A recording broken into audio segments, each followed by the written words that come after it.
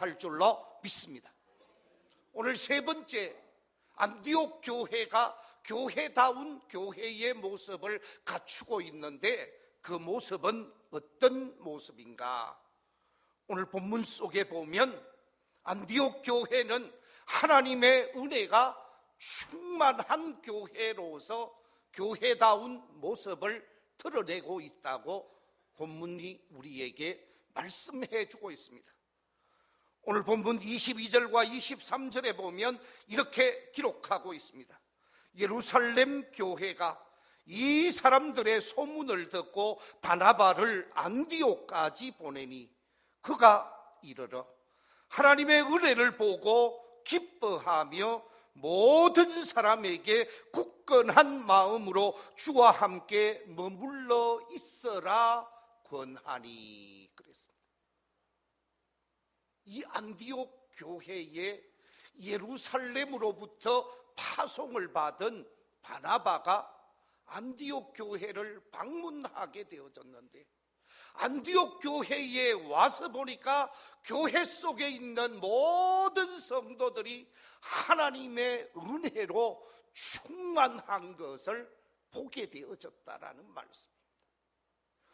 예루살렘에서 파송받은 사도 바나바가 안디옥 교회 속에 하나님의 은혜가 충만한 모습을 보고 기뻐할 수밖에 없고 감격할 수밖에 없었습니다.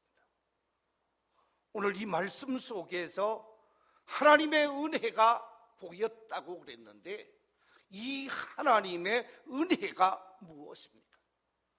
여기서 말하고 있는 은혜라고 하는 말은 헬라어로 카리스라는 단어를 쓰고 있습니다. 이 카리스라고 하는 말은 값없이 준 선물을 의미하는 말씀이요, 하나님의 긍휼과 하나님의 용서와 하나님의 자비를 나타내는 말씀입니다. 안디옥 교회 성도들이 하나님께로부터 받은 긍휼과 자비와 용서와 사랑에 감격하면서 은혜가 충만한 교회의 모습으로 나타났다라는 말씀이죠. 그래서 은혜가 충만한 교회라는 말씀은 믿음의 사람들에게 나타나는 축복된 변화, 아름다운 변화, 긍정적인 변화의 모습을 표현한 말씀입니다. 인간이 가지고 있는 본질적인 문제, 이 죄악의 문제, 죽음의 문제, 심판의 문제, 죽음 이후의 모든 문제 속에서 희망과 소망을 가지게 되어진 안디옥 교회 성도들은 교회 생활 속에서 은혜가 충만하다고 고백하고 있습니다. 여기서 표현하고 있는 은혜가 충만한 교회의 모습을 네 가지로 확인하게 되어집니다. 다시 표현하면 은혜가 충만한 교회는 네 가지 특징이 있다고 말씀입니다. 그 첫 번째 특징은 구원의 기쁨이 충만함을 확인하게 되어집니다. 바로 예수 그리스도를 통해서 제 문제를 해결하게 되어지고 죽음의 문제를 해결하게 되어지고 구원받은 하나님의 사람이 되어지고 난 다음에는 죄와 심판과 죽음, 멸망 이와 같은 것으로부터 자유케 되어지면서 더 이상 절망 속에 사로잡혀 있는 것이 아니라 구원의 기쁨으로 충만하게 되어지는 것입니다. 그래서 주님이 주신 기쁨 때문에, 주님이 주시는 소망 때문에 즐거워하고 행복해 할 수밖에 없는 것이 구원받은 하나님의 자녀들의 모습입니다. 세상 사람들은 알 수가 없습니다. 세상 사람들은 체험할 수가 없습니다. 겉으로 보기는 어제의 사람과 똑같지만은 우리의 내면이 완전히 변화되어지고 본질적인 문제가 새롭게 회복되어지면서 기쁨으로 감격으로 충만할 수밖에 없습니다. 그래서 하나님을 찬양할 수밖에 없고 하나님 앞에 감격하며 노래할 수밖에 없습니다. 한때 우리 한국 교회 속에 아주 인기 있고 많은 사람들이 불렀던 복음성가 가운데 보면 이런 복음성가가 있습니다. 주 예수 사랑 기쁨 내 마음속에 내 마음속에 내 마음속에 주 예수 사랑 기쁨 내 마음속에 내 마음속에 있네. 나는 기뻐요, 정말 기뻐요. 주 예수 사랑 기쁨 내 맘에. 나는 기뻐요, 정말 기뻐요. 주 예수 사랑 기쁨 내 맘에. 할렐루야. 예수 그리스도께서 주신 구원의 기쁨을 가지고 감격하며 노래하게 되어지는데, 이 복음성가 2절 우리 같이 한번 해보겠습니다. 이제는 정죄 없네. 시작. 이제는 정죄 없네. 예수 안에서, 예수 안에서, 예수 안에서. 이제는 정죄 없네. 예수 안에서, 예수 안에서 없네. 나는 기뻐요, 정말 기뻐요. 주 예수 사랑 기쁨 내 맘에. 나는 기뻐요, 정말 기뻐요. 주 예수 사랑 기쁨 내 맘에. 할렐루야. 정죄가 없기 때문에, 심판이 없기 때문에 주어진 구원의 감격 속에서 하나님을 찬양할 수밖에 없습니다. 그렇습니다. 예수 그리스도를 믿는 믿음의 사람, 하나님의 은혜를 체험한 사람들은 주님이 주시는 구원의 기쁨으로 가득 차면서 교회 속에 구원의 기쁨이 충만케 되어지는 모습을 보게 되어집니다. 바라옵기는 우리 교회 속에 이 구원의 기쁨이 충만하게 되어지는 놀라운 역사가 있게 되시기를 주님의 이름으로 축원합니다.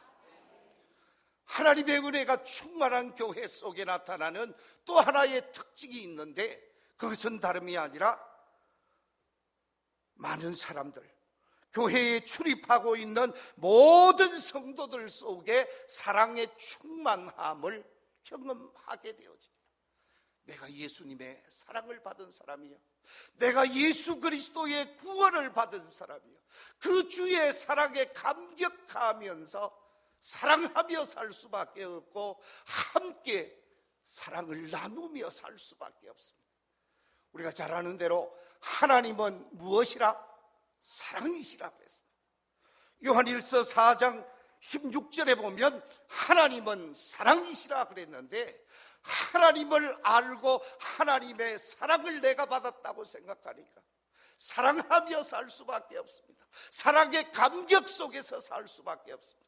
그래서 온 성도들이 서로 사랑하게 되어집니다. 서로 존경하게 되어집니다. 서로 용서하게 되어집니다. 서로 이해해주고 서로 도와주면서 서로 사랑을 펼쳐갈 수 있는 아름다운 사랑의 공동체가 은혜 받은 교회 속에 나타나게 되어집니다. 싸움도 없습니다. 다툼도 없습니다. 시기 질투도 없습니다. 다 사랑하고 이해하고 용납하고 용서하면서 아름다운 사랑의 공동체를 이루게 되어지는 것이죠.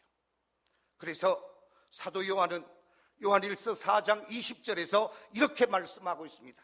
누구든지 하나님을 사랑하노라 하고 그 형제를 미워하면 이는 거짓말하는 자니, 보는 바 그 형제를 사랑하지 아니하는 자는 보지 못하는 바 하나님을 사랑할 수 없느니라 그랬습니다. 그렇습니다. 사랑받은 사람은 사랑할 수밖에 없습니다. 형제를 사랑하고 형제를 원망하고 형제를 시기 질투하면서 정죄의 대상으로 삼는다고 한다면 그 사람은 하나님의 참 사랑을 경험하지 못한 사람이라고 말할 수 있습니다. 바라옵기는 오늘 이 자리에 계신 우리 모든 믿음의 가족들이 하나님의 은혜를 체험하게 되시고 그 하나님의 은혜를 체험하면서 사랑을 고백하고 사랑을 나누면서 사랑 충만한 제단을 만들어가는 우리 온 성도들이 되시기를 주님의 이름으로 축원합니다. 세 번째 은혜 충만한 교회의 특징이 있는데, 그것은 감사함으로 나타나게 되어집니다. 그저 하나님 앞에 감사하게 되어집니다. 하나님께서 나를 선택해 주신 것도 감사하고, 내 죄를 사해 주신 것도 감사하고, 천국 백성 삼은 것도 감사하고, 모든 것이 감사할 수밖에 없습니다. 은혜를 체험하기 이전, 구원받기 이전에는 모든 것이 불평이고 모든 것이 원망이고 모든 것이 기분만 나빴는데 예수 그리스도를 통해서 구원을 체험하고 하나님의 은혜를 체험하게 난 다음부터는 모든 것이 바꾸어집니다.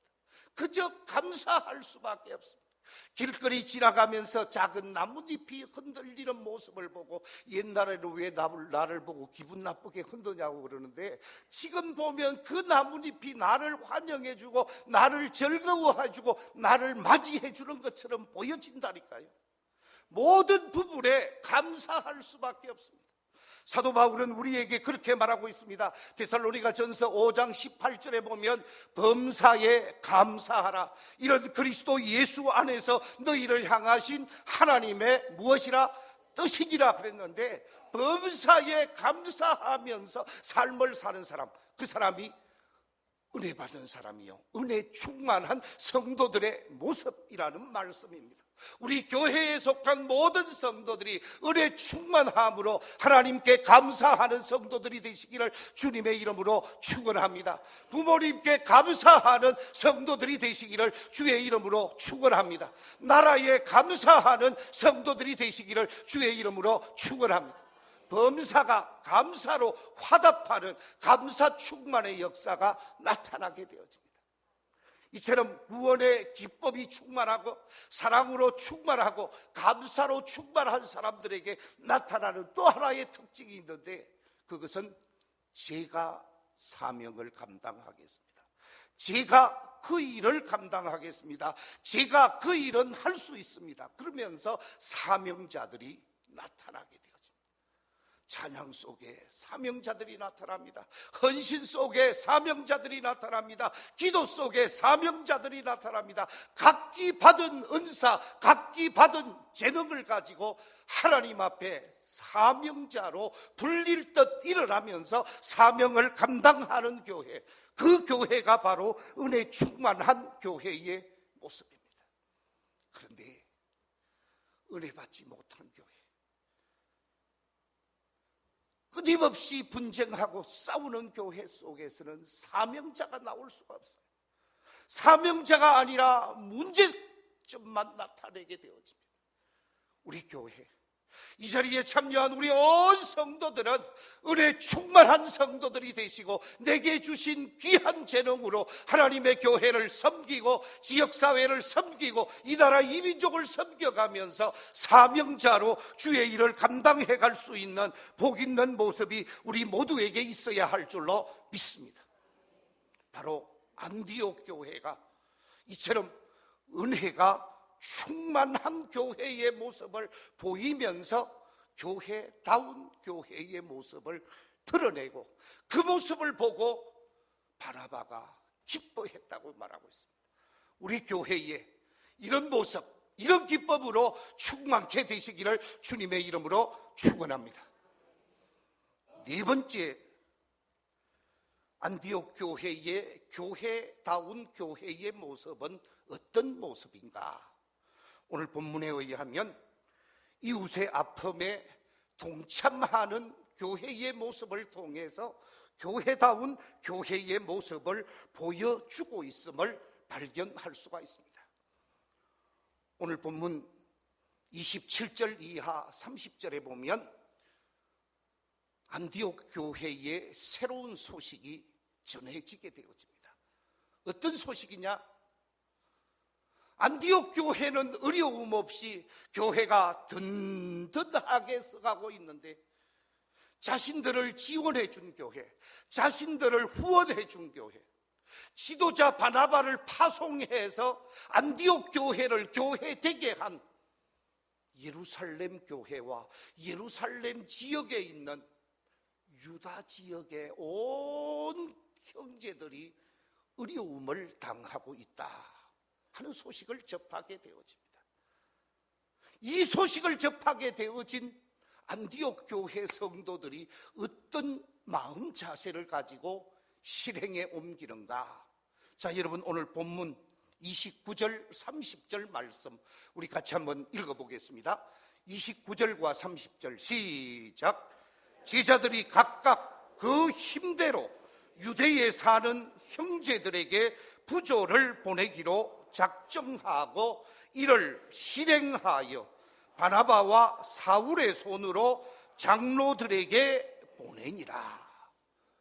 유대 지역에 살고 있는 형제들이 어려움을 경험하고 있다라고 하는 소식을 듣게 되어지자 안디옥 교회 성도들은 자기의 힘을 다해서, 오늘 성경 말씀을 그대로 표현하면 그 힘대로 부조를 하고 그 부조를 모아서 형제들에게 보내게 되어졌다. 이 말씀은 이웃의 아픔에 동참하는 교회라는 모습이죠.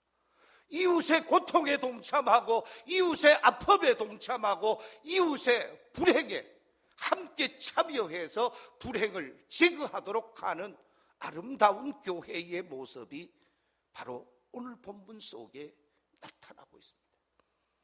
오늘 우리 장로님 기도하실 때에 어려운 형제들을 위한 교회가 되게 해달라고 기도해 주셨는데, 바로 교회가 교회다운 교회의 모습을 드러내는 중요한 사역 가운데 하나가 우리 주변에 있는 많은 어려운 이웃들에게 사랑을 나타내는 것이요, 섬김을 감당하는 것입니다. 그들과 함께하고 그들을 도와주며 그들을 구원의 길로, 그들을 생명의 길로 인도하는 교회가 교회다운 교회요, 지역사회 속에 의미 있는 교회라는 것이죠. 그 지역사회에 몇십 년 교회가 존재했느냐, 그게 중요한 게 아니에요. 그 지역사회에 몇백 년 서 있었느냐, 그게 중요한 것이 아니라 그 지역사회를 위하여 얼마나 아름다운 사명을 감당하는가, 그 지역사회 속에 이웃과 더불어 얼마나 귀한 사역을 감당하고 있는가, 이것이 교회의 중요한 사역입니다. 제가 우리 교회에 부임하고 아마 조만간 관공서의 사회복지 요인들을 한번 만날 계획입니다. 과연 밀양교회가 이 지역사회 속에서 무슨 일을 감당하면 좋겠습니까? 저는 전에 있던 교회 속에서 반드시 1년에 한 번은 그 지역의 복지요원들과 또한 지역 주민을 섬기는 부서 사람들과 만나서 우리 교회가 해야 할 일이 무엇입니까? 우리 교회가 지역사회를 위해서 해야 할 일이 무엇입니까? 초청해서 식사를 대접하면서 지역을 위해서 해야 할 일을 그들로부터 얘기를 듣고 사역을 펼쳐온 바가 있습니다. 그렇기 때문에 관에서 교회를 자랑해 줍니다. 관에서 저 교회는 좋은 교회입니다, 저 교회는 지역을 위해 일하는 교회입니다, 말하고 있습니다. 우리 교회도 마찬가지입니다. 우리 교회도 이 내일동에서, 아니 밀양시에서 우리 교회가 이런 부분을 좀 담당해 주십시오 라고 얘기하면 우리가 할 수 있는 작은 사명, 감당할 수 있는 아름다운 사명을 감당하면서 지역과 함께하고 지역민과 같이 하면서 지역을 위해 사명을 감당해가는 교회가 되어져야 하는 줄로 믿습니다. 우리 교회 속에서 헌금 가운데 제가 참 기뻐한 게 있습니다. 그건 다름이 아니라 구제 헌금이었습니다. 일반적으로 많은 교회들이 공식적으로 구제 헌금을 월정 헌금으로 많은 교인들로 하여금 드리자고 말하는 교회가 그렇게 많지 않습니다. 그런데 우리 교회는 구제 헌금을 공론화해서 드리도록 해놨습니다. 저는 우리 교우들에게 부탁드리고 싶습니다. 나 혼자 1,000원 주려고 하면 부끄러울 수 있습니다. 그러나 1,000원이 모이고 10,000원이 모이게 되어지면 지역의 아름다운 사랑을 펼치게 될 줄로 믿습니다. 지역이 기대하는 일에 작은 보답으로 응답하게 될 줄로 믿습니다. 바로 교회는 이웃과 함께하는 교회요, 지역사회와 함께하는 교회요, 지역에 소외된 이웃의 손을 잡아주는 교회여야 한다라는 말씀. 안디옥 교회는 힘을 다하여 그 일을 감당했다고 말하고 있습니다. 그렇습니다. 이 세상에 자랑스러운 교회가 어떤 교회이겠습니까? 자기들끼리 잘 먹고 자기들끼리 재미있게 살고 있는 교회, 그 교회가 바람직한 교회일까요? 그렇지 않습니다.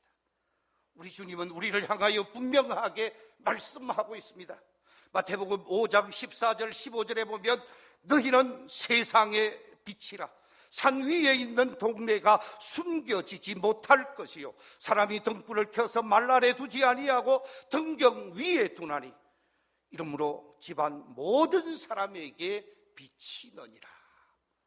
우리 교회가 세상에 빛이 되어져서 밀양사회에 아름답게 비추음을 주는 빛이 되는 교회가 되어져야 하는 줄로 믿습니다. 사도 바울은 에베소서 5장에서 이렇게 말씀하고 있습니다. 너희가 전에는 어두움이 있더니 이제는 주 안에서 빛이라. 빛의 자녀들처럼 행하라. 빛의 자녀들처럼 지역사회 속에서 빛을 발하며 착함과 의로움과 진실함의 열매를 맺어야 하는 교회가 바로 우리 성도들이라고 말씀해 주고 있습니다. 교회는 이 빛된 사명을 감당하며 빛의 사자가 되어야 한다는 말씀입니다. 여러분, 제가 하나 질문하겠습니다. 이 지구상에 이름 없는 식물까지 포함해서 이 땅의 식물의 종류가 몇 종류 정도 될까요? 얼마 정도 될 것 같아요? 모르는 게 답입니다. 그런데 50만 종 정도 된다고 그럽니다. 50만 종. 그런데 이 50만 종의 식물 가운데 우리가 볼 때는 왜 이런 식물이 다 있어? 왜 이런 것이 있어가지고 밭에 농사도 못 짓게 해? 그러면서 잡초로 생각하는 식물들이 없잖아 있어요. 그렇죠? 잡초로 생각하는 사람들, 특히 밭농사 짓는데 얼마나 주변에 안 좋은 풀들이 많이 나와요. 그걸 우리는 잡초라고 생각하고 안 좋은 것이라고 생각했어요. 그런데 잡초의 최고 권위자, 야생식물의 최고 권위자가 고려대학의 강병화 교수입니다. 이 강병화 교수가 뭐라고 얘기했는 줄 아세요? 이렇게 말을 했습니다. 이 세상에는 잡초가 존재하지 않는다. 그 말은 우리가 보기에는 잡초일지라도 그 잡초를 통해서 유용한 역할을 하게 되어진다라는 거예요. 사람이 보기에는 무가치해 보이는데 그것이 아주 가치 있게 사용되어지더라 하는 얘기입니다. 그렇습니다. 여러분, 이 땅에 무가치해 보이고 이 땅에 쓸모없이 보이는 것이 우리 속에 얼마나 소중한 것인지 우리는 세월이 지나면 깨닫게 되어집니다. 옛날에 무가치하다고 생각한 것, 이런 것은 없어야 된다고 생각했던 것, 아마 여러분들 많이 있을 거예요. 자, 여러분, 지금부터 한 50년 전에 옛날 우리 잘 사는 집은 다 무슨 집에 살았어요? 그렇지요, 기와집에 살았어요. 그런데 기와집에 그 기와가 오래 지나고 나면 그 기와집 위에다 끊임없이 자라오르는 게 있어요. 그게 뭐예요? 없었으면 좋겠는데 그것이 자라서 기와를 허물어뜨리고 틈을 만들고, 그래서 거기 비가 새니까 얼마나 싫어했는지 몰라요. 그런데 요즘은 그 기와집 지붕 위에서 자라던 것을 다 집안에 가지고 와가지고 화분에 모시고 있더라고요. 안 그렇습니까? 그것도 그냥 모시고 오나요? 사가지고 집집마다 집안에 두더라고요. 왜 그렇습니까? 무가치했다고 생각한 것이 지금은 가치 있게 본 거예요. 좋은 것으로 보게 되어진 거예요. 그렇습니다. 내가 지식이 부족하기 때문에 무가치하게 보일 수 있어요. 그러나 그 식물을 알게 되어지면 다 가치가 있다고 말이에요. 바꾸어서 말씀하겠습니다. 이 세상에는 잡초 같은 인생이 단 한 사람도 없다라는 거예요. 다 소중한 사람이요, 가치 있는 사람이요, 의미 있는 사람이요, 하나님의 형상대로 지음받은 사람이기 때문에 버려져야 할 존재는 아무도 없다라는 거예요. 그들에게 사랑을 베풀고 그들에게 하나님의 말씀을 전하고 그들에게 은혜를 받게 하면 무가치하고 잡초 같은 인생이 변화되어져서 가장 귀한 존재로 거듭나는 역사가 나타나게 되어지는 줄로 믿습니다. 그렇습니다. 민족의 흡혈귀라고, 민족의 피를 빨아먹는 삭개오가 변화되어지니까 민족의 위대한 사명자로 형제를 섬기는 멋진 신앙인으로 변화되어지는 모습을 우리는 보게 되어집니다. 그렇습니다. 교회는 이웃의 아픔에 동참하는 교회입니다. 그래서 이웃과 더불어 하나님의 거룩한 역사를 이루어 가야 하는 교회가 바로 교회다운 교회의 모습이라는 말씀입니다. 우리 교회에 속한 모든 성도들, 이 자리에 계신 우리 모든 교회들이 이웃과 함께하고 이웃의 아픔에 동참하면서 교회다운 교회의 삶을 살아가는 우리 모든 성도들이 되시기를 주님의 이름으로 축원합니다. 말씀을 정리하겠습니다. 지난주의 말씀과 오늘의 말씀을 정리하면 교회다운 교회, 안디옥 교회는 네 가지의 교회다운 교회의 모습이 있었다고 그랬는데, 그 첫째는 예수 그리스도를 열심히 전파하면서 복음을 증거하는 교회의 모습을 통하여 교회다운 교회의 모습을 보여주었다고 했습니다.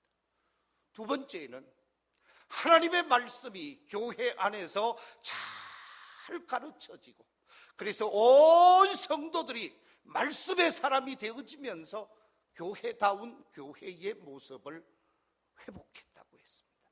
세 번째는 교회 안에 은혜가 충만하게 되어지면서 구원의 기쁨이 있고 사랑이 충만하고 감사가 충만하고 사명자로 불릴 듯 일어나면서 교회다운 교회의 모습이 나타났다고 그랬습니다. 마지막 네 번째는 지역에 있는 어려운 이웃, 우리 주변에 있는 연약한 형제들과 함께하고 그들의 손을 잡아주는 이웃과 아픔을 함께하면서 교회다운 교회의 모습이 안디옥 교회 속에 있었다 그랬습니다. 우리 교회 어떤 교회가 되어야 하겠습니까?